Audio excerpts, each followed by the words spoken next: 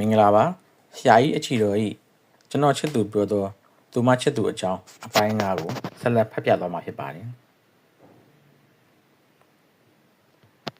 မျက်ရည်များကြားသူမပါသက်အကြီးကြီးဟသွား၏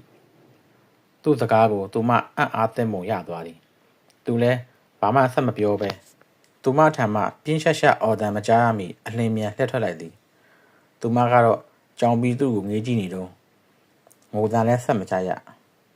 ကြည်ရတာသူမအသွားပြီထင်ရ၏ဒီနှစ်နွေရာသီအတော်ပူပါသည်တိုက်ခတ်လာသည့်လေများလဲနေအပူကိုဖျက်လျှောက်လာရသည်ထင်လေပူများသာဖြစ်နေသည်ထိုပူချိန်များကြောင့်နေရထိုင်ရသည်မှာညီးစီးစီးနှင်းမှုအိပ်ပဲငိုက်ချင်သလိုလိုအားပဲနေနေသလိုလိုနဲ့တနေ့ကုန်မလန်းဆန်းနိုင်ဖြစ်ရသည်ပို၍မလန်းသည်ကသူ၏စိတ်များဖြင့်အလိုလိုနေရင်သူမမျက်နှာပြောင်းချောချောကြီးတွေးတဲ့ပေါ်လာ၏ပင်ဖြစ်သည်တွေးလည်းမတွေးပါတတိမြအောင်လည်းနေပါသည်သို့တော့မိသည့်ပြောကကြောင့်မှမသိသူမ၏မျက်နှာကြီးကစိတ်ကူးတဲ့တန်းလန်းနှင့်လိုက်ပါနေသည်ဘာအလုပ်ပဲလုပ်ကိုနဘေးနာသူမရောက်လာ၍ဘာလာချက်ပြန်ပြီးလဲဟု၍ပင်လက်လန့်သွားတတ်၏ဟုတ်ပါသည်သူမသာအနာရှိနေပါကသူ့ဟာဒုက္ခရောက်ရန်တခုခုကြံစီနေမှသိချ၏လုံကြီးအောက်နာကိုမီးနဲ့ရှို့နေသည်ဖြစ်စေနရွက်ကိုတရေခွင်းနဲ့ထိုင်ပစ်နေသည်ဖြစ်စေတခုခုတော့ကြံစီနေမှသိချ၏တို့ဒီမဟုတ်သူမတယောက်တည်းငြိမ်ကုတ်၍မုတ်တွေတစ်ခုပြီးတစ်ခုဝါနေတာလည်းဖြစ်ချင်ဖြစ်မည်ပြီးလျှင်သူဤပေကြံနေသောလက်ကိုစေးကိုင်းပေးလိမ့်မည်တို့မှမဟုတ်သူမ၏ပြောင်းချောချောမျက်နှာကြီးကိုစူပုတ်၍တစ်ခုခုထိုင်စဉ်းစားနေလိမ့်မည်ထို့သောသူမစဉ်းစားနေသည်မှာလည်းသူတစ်ပါးကိုဒုက္ခပေးရန်သာဖြစ်ပေလိမ့်မည်ဆိုရတော့သူမ၏အပြုအမူများကိုဥပမာတစ်ခုနှင့်ရှင်းပြရအံ့မြေထားသင်းပေါ်တွင်အရွယ်တော်ယောက်ျားတစ်ယောက်နှင့်အမျိုးသမီးနှစ်ယောက်တို့မျက်နှာချင်းဆိုင်ထိုင်ခုံတွင်အတူထိုင်နေရ၏ကျောင်းသားနှစ်ဦးမှာလူရည်သက်လူငယ်ဖြစ်ပြီးတဦးမှာအိုင်ယာလန်သားဖြစ်ပြီးတဦးမှာဂျာမနီသားဖြစ်သည်အမျိုးသမီးနှစ်ဦးမှာတကူကအဖွားကြီးဖြစ်ပြီးနောက်တဦးကဖြူစင်နုနယ်၍ချောမောလှပသောမိန်းမချောလေးတဦးဖြစ်သည်ယောက်ျားသားနှစ်ယောက်မှာအမျိုးသမီးငယ်လေးကိုသာပြုတ်ထွက်တော့မြက်မျက်လုံးနဲ့စိုက်ကြည့်လာကြ၏အဖွားကြီးကသာပုတ်သိုးနေသောမျက်လုံးကြီးနှင့်ထိုလူငယ်နှစ်ယောက်ကိုဆွေဆောင်ကြည့်ရင်လိုက်ပါလာသည်ဤသို့ဖြင့်မှောင်မိုက်သောမြေအောက်လန်းတစ်ခုသို့ယထာအဖြက်ဘာမှမမြင်ရတော့အချိန်ဝဲရှော့ခနဲ့အတန်တစ်ချက်ကြားပြီးဖြောင်းခနဲ့ပါရိုက်တန်တစ်ချက်ပါကြားလိုက်ရ၏ယထာကြီးအလင်းအောင်ပြောင်းသောအခါလေးယောက်လုံးမှာခက်တီတီမျက်နှာနဲ့ဟန်ပြက်ထိုင်နေကြ၏အဖွားကြီးကဤသို့တွေးဘယ်ကောင်လဲမသိဘူးအမောင်ထဲမှာကောင်မလေးကိုနမ်းတာကောင်မလေးကလည်းမြန်လိုက်တာဖြောင်းခနဲ့နေတာပဲတော်တော်လက်သွက်တယ်မဟုတ်မခံပါလေဟိုတော့ကောင်တော့တော်တော်ဤသွားမှာပဲမိမပြိုလေးကဤသို့တွေးပြန်၏ဘယ်ကောင်လဲတော့မသိဘူးအမောင်ထဲမှာငါမှတ်ပြီးနမ်းတာအဖွားကြီးကိုနမ်းမိသွားတယ်အဖွားကြီးလက်ကလည်းရင်ပဒါမျိုးတော်တော်အတွေ့အကြုံရှိပုံရတယ်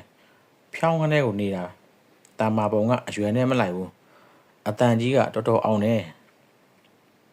ထိုတွင်ဂျာမနီသားကဤသို့တွေးပြန်၏အိုင်ယာလန်သားကလှုပ်ပြီးနန်းတာကသူလူမားပြီးပါချခံရတော့ငါတောက်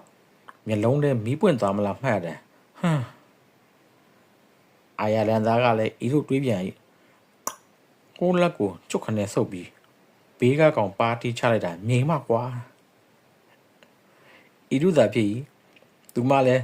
သူများဒုက္ခပေးရမည်ဆိုရင်သူ့လက်ကိုကျုပ်ခနဲ့ဆုပ်ပြီးဘေးလူပါကိုချခြင်းသောမိမသားမျိုးဖြစ်သည်ထိုကဲ့သောမိမသားမျိုးကိုသူကဘလို့သဘောထားမိနည်းဟုတ်ကဲ့တွေ့ရင်ကြောက်ပါသည်မတွေ့ရင်မတွေ့ရင်တော့တတိယမိပေါ့လေအခန်းဝါမှဘဲမိတန်ကြောင့်သူ့စိတ်တွေထိတ်ခနဲ့ဖြစ်သွားသည်သူမများလားမဖြစ်နိုင်သူမကအခုမှဆေးရုံကဆင်းလာတာပင်ဖြစ်သည်ဆေးရုံဆင်းသားဆိုဘယ်ကိုမှထွက်နိုင်မှာမဟုတ်သို့တော့ဖြစ်နေမလားဟုသောမျှော်လင့်ချက်ဖြင့်တကားကိုဆွဲဖွင့်လိုက်သည်သူအကြီးကျယ်အံ့အားသင့်သွား၏မှန်၏သူမပင်ဖြစ်သည်ပုတ်တိုးသောမျက်နှာပေးနှင့်အိမ်ထဲလှမ်းဝင်လာသည်ပြီးလင်ဘယ်ကောင်မှမကြည့်ပဲသူ့စလင်းဘက်ထဲမှဟန်ဖုံးကိုထုတ်ကာဖုံးဆက်ပြီးစမ်းဟုဆို၍သူ့ထံဖုံးလန်းပြီးသူကဇဝေစွာဖြင့်ဘယ်ကိုဆက်ပေးရမှာလဲကိုမျိုးမြင့်ထင်းစု သူမစကားကိုသူရိပ်မိနေတဲ့သားဖြစ်တော်လဲရုတ်တရက်ကြောင်သွားမိလို့ကြောင့်ဘာလို့ဆက်မှာလဲသူကမင်္ဂလာဆောင်တော့မယ်ဟာအေးသူမင်္ဂလာမဆောင်ခင်သူနဲ့ရှင်းစရာရှိတာရှင်းကျင်လို့အေးနင်ရှင်းကျင်လဲနင့်ဖာနာနဲ့ဆက်ပါလားသူမဖြတ်ခနဲ့ပြန်သူ့ကိုပြန်လှည့်ကြည့်သည်သူကအခါထောက်၍မိုက်ကြည့်ကြည့်လိုက်သည်ဒါကိုတော့သူမမျက်နှာကိုအချိုးတစ်ချက်မှမပြင်ပဲဒါဆိုနင်ငါ့ကိုနံပါတ်နှိပ်ပြီးဆိုပြီးဖုန်းကိုထိုးပေးပြန်၏သူလဲတင်းနေသူမို့ဘာလို့နှိပ်ပေးရမှာလဲကိုယ့်ဘာသာကိုနှိပ်ပေါ့သူမသူ့ကိုဝှေ့ကြည့်ရင်ငါကဆွဲကြိုးနှစ်ကုန်းနဲ့ကိုမအားဘူးဘာမှမဆိုင်သူမဆွဲကြိုးနှစ်ကုန်းဝတ်ထားသည်နဲ့လက်မအားသည်နဲ့ဘာမှမဆိုင်ပါအရေးတဲ့ကြွားခြင်းပုံပြောပါတယ်သူတပြင်းချလိုက်မိသည်ဘာမှဆက်မပြောချင်တော့ဖုန်းနံပါတ်လေးနှိပ်ရုံနဲ့တော့ဘာမှအပန်းမကြီးထို့ကြောင့်ဖုန်းကိုဆွဲယူလိုက်ပြီးနံပါတ်ကရော့ကော့ထဲမှာရှာကြည့်လိုက်သူမကိုဖြတ်ခနဲ့ပြန်ကြည့်လိုက်သည်ရော့ကော့ထဲမှာသူ့ဘာသာသူရှာလို့ရနေတဲ့ဟာကိုသူ့ဘာသာသူမရှာပဲအကြာကြီးနေနဲ့ဆရာကြီးနေနဲ့လာလို့သူမကမသိချင်အောင်ဆောင်ပြီးဖုန်းကိုစိုက်ကြည့်နေသည်အဲ့ဒီမှာနံပါတ်တစ်ခုရှိရတော့သူမကလက်ညှိုးနဲ့စက်ခနဲ့ထိုးပြသည်နောက်ခုနကအတိုင်းမသိချင်အောင်ဆောင်ပြီးတစ်ဖက်နဲ့လေးလိုက်သည်သူလည်းဘာမှပြောမနေတော့ပဲသူမပြောသောနံပါတ်ကိုသာနှိပ်လိုက်၏တီဟူသောဖုန်းမိသံရပြီသူကဖုန်းကိုစက်ခနဲ့ဆွဲယူလိုက်ပြီးကိုမျိုးမြင့်ထွန်းလားဩအိမ်ကမာလီလေးသူအနာဖုန်းချထားတာကိုတွေ့ကြရနံပါတ်ရှောင်းနေလိုက်လို့တဲ့သူတော်တင်းသွားသည်ကြည့်လေသူပြောလို့နံပါတ်လည်းနှိပ်ပေးရသေးတယ်ဟိုဘက်ကိုပြောတော့သူ့မာလီကတွေ့ရနံပါတ်နှိပ်လိုက်လို့တဲ့အလိုလိုနေမာလီဖြစ်ရမယ်ပေါ့သူမကတော့ခက်တီတီပဲဩကြားပြီကောင်လေးတယောက်ပြောလို့အဲ့ဒါတနေ့လောက်တွေ့ချင်လို့ဘာမှဒုက္ခမပေးပါဘူးကျမအရင်တုန်းကတော့မေချူးချုံမို့တော့ပါဘူးရင်းချက်တင်ကြီးတဲ့မေချူးချုံဖြစ်နေပါပြီဘာအခုလာမဲ့စနေတွေ့မယ်ဟုတ်လားဘယ်ချိန်လဲညနေ4 နာရီကောင်းပြီလေလာခဲ့မယ်အရင်နေရာဟောင်းလေးရမဟုတ်လားစိတ်ချပါဒါပဲနော်ဘိုင်ဆိုပြီးဖုန်းကိုကွက်ခနဲ့ချလိုက်ပြီးနောက်သူ့ဘက်ခက်တီကြဲကြည့်၍ကြားတယ်နော်စနေနေ့ညနေ4 နာရီငါနင့်ကိုလာခေါ်မယ်သူမတကားကြောင့်သူမျက်လုံးပြူးသွားပြီလုတ်ပြန်ပြီငါနဲ့ပါဆိုင်လို့လေမဆိုင်ရလိုက်ခဲ့ဟိုရောက်လို့သူကငါ့ကိုစကားမချိန်ခံပြောရင်နင်ဝင်ကစ်ပစ်သိလားတရားရုံးစီငါတာဝန်ယူတယ်ပြောဖို့မကြည့်ဘူးကိုကဂျားတဲ့ကလူမိုက်ဝင်လို့ရအောင်မယ်ပုံပဲသူတခုပြောရင်ပြင်နေတော့မှာပဲကဲငါတော့တော့မယ်စနေနေ့ညနေနင့်ကိုလာခေါ်မယ်အသိမြင်တာဟုတ်ဆိုရထွက်သွားတော့ဒီအိမ်ပြင်လေကရောက်တော့မှသူလည်းတတိယသွားပြီသူမတော့ပြေးလိုက်ကမေတူးကျွန်းသူမလှည့်ကြည့်ပါသည်နင်အဲ့ဒီမျိုးမြင့်ထုံးဆိုတဲ့လူကိုတကယ်ချစ်လို့လားမယူရပဲသူ့နှုတ်ကလှုပ်ခနဲ့ထွက်သွားမိဒါကိုသူမမျက်မှောင်ကျုပ်သွားသည်အဖေပေးရန်စဉ်းစားနေပုံရ၏အတန်ကြာမှနင်ချစ်တဲ့သူဆိုရင်နင်ရေထဲတွန်းချမလားဟုပြန်ဖြေပြီးကောက်ကနဲ့ဆင်းချသွား၏အလိုလိုနင်သူ့စိတ်ထဲကြည်နူးသွားမိတယ်လို့ထို့ကြောင့်အိမ်ဝန်ထမ်းသားတို့ပြေးထွက်ပြီးသူမကိုစောင့်ကြည့်နေလိုက်သည်သူမတိုက်ခန်းလှေကားမှထွက်လာမှမီထူးချွန်းသူမပြန်မော့ကြည့်သည်ဒါဆိုနင်ချစ်တာဘယ်သူ့ကိုလဲသူမမျက်နှာရဲကနေသူ၏ကြေလောင်သောအာဇန်ကြောင့်ဖြတ်သွားဖြတ်လာများသူမကိုလှည့်ကြည့်လုပ်ကြ၏ထိုဖြစ်ကိုမြင်တော့သူမလည်းရှက်ရမ်းသည်ထင်လမ်းမပေါ်ဟိုကြည့်တကြည့်လုပ်ပြီးကဲလုံးကိုပြေးကောက်လိုက်သည်နောက်သူရှိရာခန်းသို့ချိန်ရွယ်ပြီးလှမ်းပစ်လိုက်သည်သို့သောကဲလုံးကသူ့စီမြောက်ပဲသူမခေါင်းပေါ်တက်သာပြန်ကျလာ၏အားခနဲ့អော်ပြီးကဲလုံးလို့ရထပ်ပြေးတော့သည်ကဲလုံးကြတော့မှသူ့ကိုလက်သီးဆုပ်ပြကနင်သေးမယ်ဟိုអော်ပြီးကားထဲဝုန်းငနဲ့ဝင်ကမောင်းထွက်သွားတော့၏ဘာကြောင့်လဲမသိသူမကိုကြည့်၍သူလည်းဟဟပရဲမိလိုက်သည်ဘဝတွင်အလှည့်ပေါင်းများစွာရှိတတ်သည်ဆိုပါကသူ၏ဘဝသည်ထိုစနေနေ့သည်မထင်မှတ်သောအလှည့်ပြောင်းများဖြင့်ပြည့်စုံနေသောနေ့ဟုဆိုရပေမည်အဘဲကြောင့်ဆိုသောထိုနေ့တွင်သူမနှင့်လိုက်မသွားမိနေသော၎င်းလိုက်သွားပြီးသူမ၏စကားကိုနားမထောင်ခဲ့နေသော၎င်းထိုအဖြစ်များကိုကြုံဆုံလိုက်ရမဟုတ်ပေသို့သောမှောင်ရမှုလားမှန်ကန်မှုလားမသိထိုနေ့တွင်သူမနောက်လိုက်သွားမိသူမစကားကိုနားထောင်မိ၍ထို့သောထူးဆန်းမှုတို့ကိုမထင်မှတ်ပဲစုံလိုက်ရခြင်းဖြစ်သည်နွားချံတစ်ချံဖြစ်သည်ချမ်းပိုင်ရှင်ကလွန်စွာတန်မာတော့နှစ်သိုးတစ်ကောင်ကိုဝယ်ယူလိုက်ပြီးဖြစ်ကြောင်းခြံထဲမှနှစ်သိုးသုံးကောင်က တင်ရသွားသည်စိုးရင်စိတ်ကြောင့်သုံးကောင်လုံးခေါင်းချင်းဆိုင်သွားကြ၏စီနီယာအကြဆုံးနှစ်သိုးကဒေါသသာဖြင့်ဤသို့ပြောသည်ငါဒီရောက်နေတာ9နှစ်ရှိပြီနွားမအကောင့်တရားဟာငါအပိုင်ဖြစ်တယ်နွားမတွေကိုယ်တိုင်ကချီချီနဲ့လက်ခံထားတဲ့အတွက်အသိရောက်တဲ့ငနေကိုငါအပိုင်ဆိုင်မှုတွေကဘယ်တကောင်မှခွဲမပေးနိုင်ဘူးသူသေးကိုသေးရင်ဆိုင်မှုအသင့်ပဲဒုတိယစီနီယာကြတဲ့နှစ်သိုးကဤသို့ပြပြသားဆိုပြန်၏ကျုပ်ဒီကိုရောက်တာ3နှစ်ရှိပြီနွားမအကောင်90ကိုကျုပ်အပိုင်ယူထားတယ်နွားမတွေကလည်းကြည်နေကြတယ်အခုရောက်လာမယ်ငနေကျုပ်နွားမတွေဝင်ဆွဲလို့ကတော့ကျုပ်နဲ့တွေ့ဖို့သာပြင်ပြီးတော့ဂျူနီယာကြဆုံးနှစ်သိုးကလည်းခွာသည်ခွာမောင်းတန်း၍လက်သီးလက်မောင်းတိုင်းမရဖြစ်သည်ကျွန်တော်ဒီရောက်တာတစ်နှစ်ပဲရှိသေးရဲ့ဆိုမဲ့နွားမ10ကောင်ကျွန်တော်ကိုသူတို့ရဲ့ကာမပိုင်ချစ်လင်ဖြစ်သတ်မှတ်ထားပြီးသားဒါကြောင့်ဘဲကောင်မျိုးပဲရောက်လာကျွန်တော်ရဲ့မိန်းမတွေကိုအဲ့ဒီကောင်လက်ထဲထိုးမအပ်နိုင်ဘူးအတင်းရဲမယ်ဆိုလို့ကတော့ဂျိုချက်မကင်းရဖြစ်သွားမယ်သူတို့ဤစကားပဲမဆုံးလိုက်ပါခြံဝါတို့ထရက်ကားကြီးတစ်စီးထွေးရလာသည်ကားပေါ်မှာအေယမနှစ်သိုးတစ်ကောင်မိမြအကောင်ကြီးစီဆိုသောကားပေါ်မှာအစင်းတွင်ကားကောင်းမှာထောင်တက်သွား၏နှစ်သိုးကြီးကိုမြင်တော့စီနီယာအကြဆုံးနှစ်သိုးကမျက်လုံးလေးကလေနဲ့တကယ်တမ်းပြောရရင်နွားမတွေကဒီတော့မြင်ငါမနိုင်ပါဘူးတချို့တစ်ဝက်ကိုစိတ်ကောင်းစိတ်နာကောင်းနဲ့ငါသူ့ကိုမျှပေးနိုင်ပါတယ်ဒုတိယစီနီယာကြတဲ့နှစ်သိုးကအမီတရရန်နဲ့ကိုလေးကြုံကဟုတ်တယ်နော်ကိုမှလုံလောက်ရုံနဲ့မကောက်ပိုတော်ပုံနေပဲလိုအပ်သူကိုမျှပြီးရကုသိုလ်အောင်ရသေးတယ်ဟေးဂျူနီယာကြတော့နှစ်သိုးကမူသူတို့ရဲ့စကားကိုကျူးမဆိုင်ပဲခြေနှစ်ဖက်နဲ့မြေကြီးကိုရက်၍ခေါင်းကိုအောက်ဆိုင်ပြီးဥကျူကိုပြ၏နှစ်သိုးနှစ်ကောင်ကစိုးရင်သွား၍ဟေးကောင်မင်းသူ့ကိုဝှေ့မလို့လားတည်သွားမယ်နော်မင်းအသက်ထက်ပဲနွားမတန်ဖို့မရှိဘူးဆိုတာကိုဂျူနီယာကြတော့နှစ်သိုးကနှာမှုန့်တန်တဟဲပေးဟေးကောင်နေမသိရင်တိတ်နေကြဒီလိုလို့တော့သူ့ကိုဝှေ့မဟုတ်ဘူးတဲ့ကျုပ်နွားထီးဖြစ်ကြောင်သူ့ကိုကြိုတင်သိပေးနေတာဗျဤသို့ပင်ထိုနေ့၌ကျွန်တော်လည်းသူမသူ့အထီးဖြစ်ကြောင်ပြောပြခွင့်ရသောနေ့ဖြစ်ပါသည်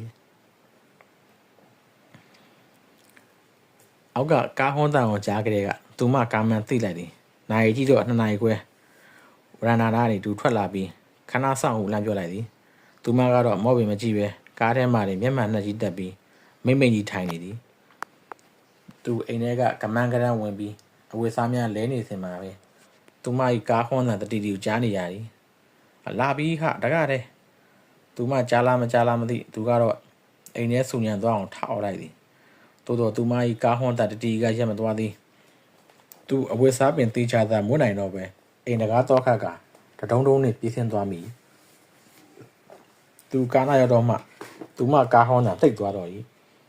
သူကားတကားကိုဆွဲဖွင့်ရင်ဘယ်လိုဖြစ်နေတာလဲအစိုးရရှိသေးတယ်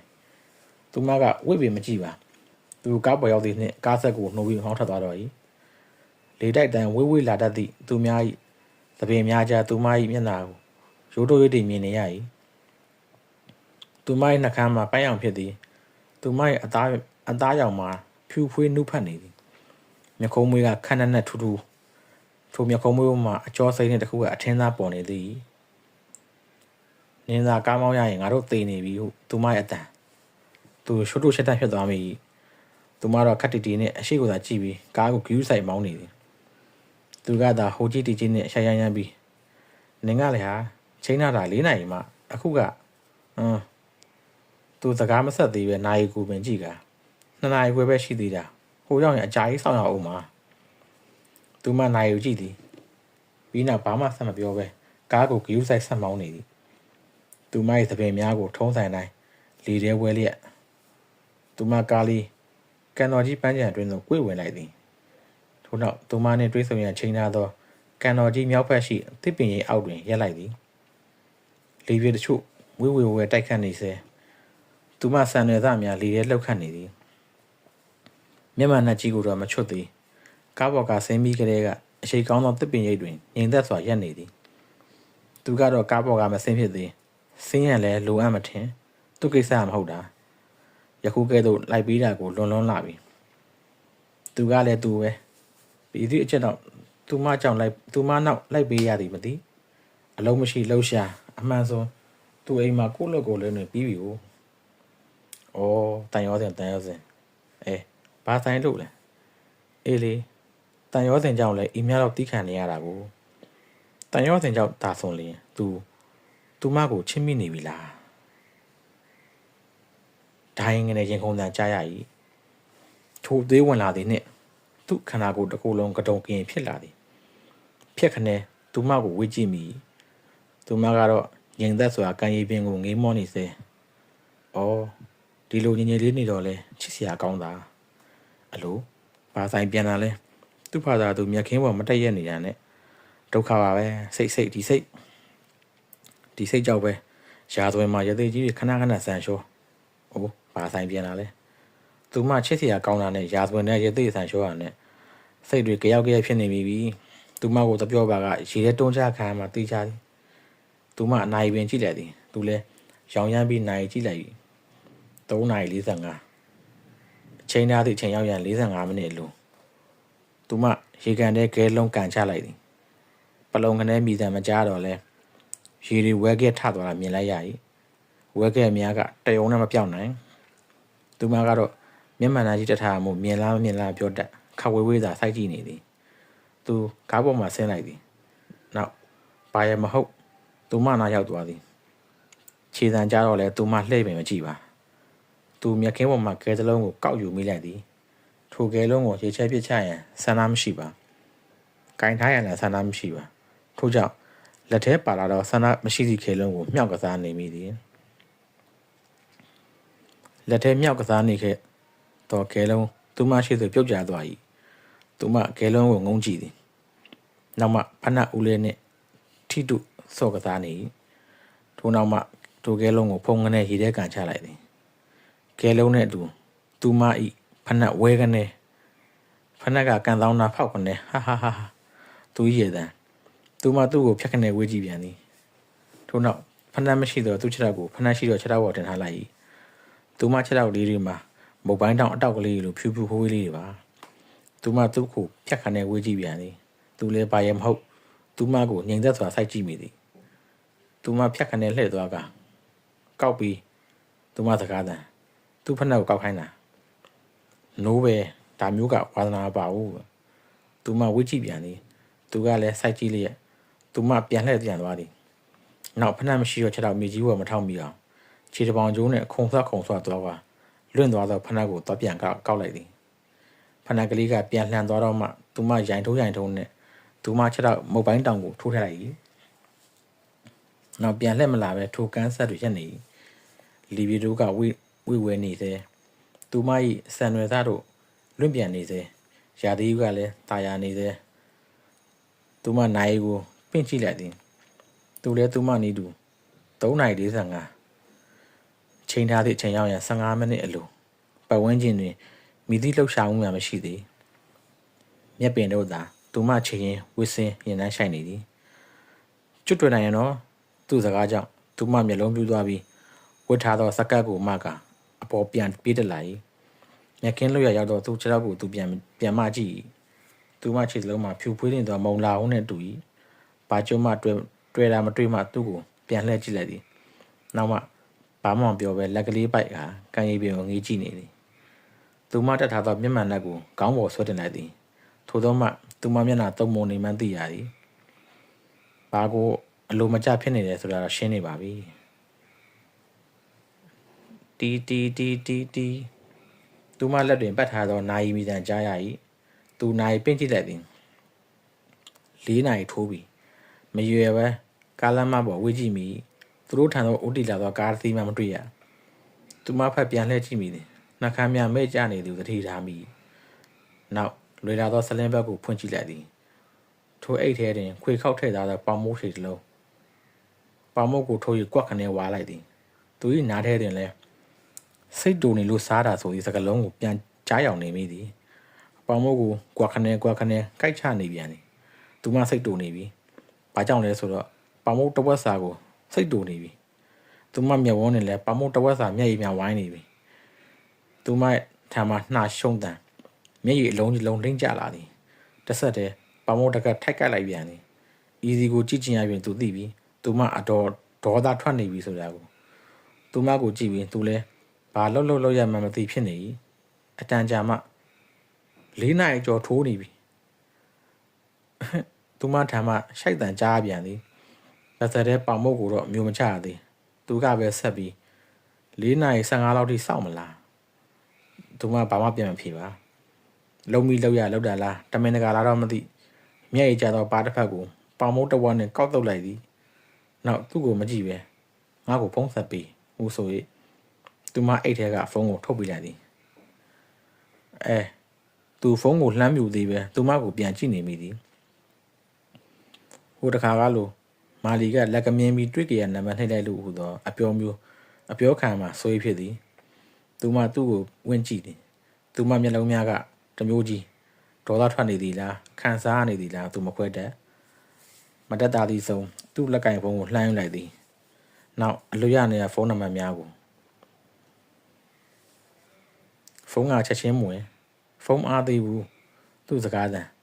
သူမကအမိန်ပေးလို့အတန်မျိုးဖြင့်အားရည်ဆက်ခေါ်နောက်တစ်ချိန်ဖုန်းဆက်ခေါ်သည်ဟောဖုန်းဝင်သွားပြီသူမမုတ်ကိုဆက်မစားသေးပဲသူ့ကိုမျက်လုံးပြူးကြည့်သည်ဟယ်လိုပြောပါရှင်အတန်ကမိမခက်ကြီးတယောက်တန်မှာသူမကတော့ဘာမှဝင်ပြောသေးပဲဒီတိုင်းကြောင်ကြည့်နေသူကသာဟိုလေကိုမျိုးမြင့်ထွန်းနဲ့တွေ့ချင်လို့ပါကိုမျိုးမြင့်ထွန်းဟုတ်ကဲ့ဟိုဘက်ကတန်အောင်လိုက်သည်သူမကစိတ်ဝင်စားငေးကြည့်နေသေးကိုမျိုးမြင့်ထွန်းဒီနေ့ပဲတက်စင်နဲ့စိတ်ဆက်ပွဲပြီးလို့ဟန်နေမထွက်သွားပါပြီဘာဟဲ့ဖြည်းအော်ပါတကားထဲမှာပဲတစ်ဖက်မှအလန့်တကြားအတန်သူကသာမတင်ကားနိုင်စွာဖြင့်ဘာတဲ့ကိုမျိုးမြင့်ထွန်းနဲ့တက်စင်မနက်7:00နာရီကစိတ်ဆက်ပွဲပြီးလို့2နာရီလေးနဲ့ငါပလီကိုဟန်နေမထွက်သွားပါပြီတဲ့သူဘာမှပြန်ပြောနိုင်တော့ဖုန်းကွက်ကိုသာအသာပြန်ပိတ်လိုက်သည်ဘာတဲ့လဲသူမရဲ့အလော်ဂျီမေးသူတပ်ပြင်းချလိုက်မိသည်နောက်ကောင်းငုံရည်လေးတန်းတိုးဖြင့်သူတို့ဆေးဆက်ပွဲပြီးလို့2နာရီလေးနဲ့ငပလီကိုထွက်သွားပြီတဲ့ဘာသူမအတန်တော်ကျေပါသည်နောက်မျက်လုံးကြီးပြူးကသူ့ကိုတက်အံ့တော်ငေးကြည့်နေသည်ဟိုလူကသူ့ဆေးဆက်ပွဲကိုလာပြီးမနှောက်ယှက်နိုင်အောင်4နာရီသူမကိုချိန်ပြီး2နာရီထွက်သွားပုံရသည်သူမကသာလက်ထဲဒေါ်ရကြီးစုပ်ကင်ထားသောပေါင်မုတ်အတောင်ကြီးကိုပြက်ကြသည်ညှစ်ချလိုက်၏သူမကမလိုအပ်ပါပဲရှင်မဆိုင်ရဲဆိုတာကောင်းလျက်ဒါတက်ကြောတာယောက်ျားကြီးတံမဲ့ကလေးကြတာတွေ့ကြသေးတာပေါ့ဟိုဆို၍သူ့ကားကြီးစီသူပေါက်ပတ်နဲ့ထွက်သွားတော့၏